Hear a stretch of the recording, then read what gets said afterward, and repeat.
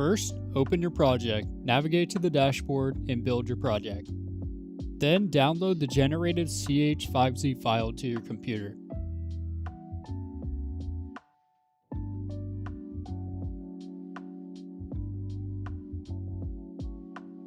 Next, navigate to the AVS-10's App Container Web Management interface. Here you'll find a variety of options to manage your AVS-10, including running diagnostics, configuring LED lighting, and things like that. For this tutorial, simply scroll to the Add Project section and select Upload Archive. You can also deploy a project directly from a URL if you prefer.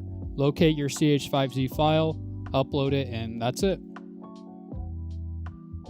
Your HTML5 project is now running on the AVS-10 Touch Panel. If you'd like to test the AVS-10 for yourself, applications for our review program are now open. Selected participants will receive a touch panel at no cost in exchange for sharing their experience.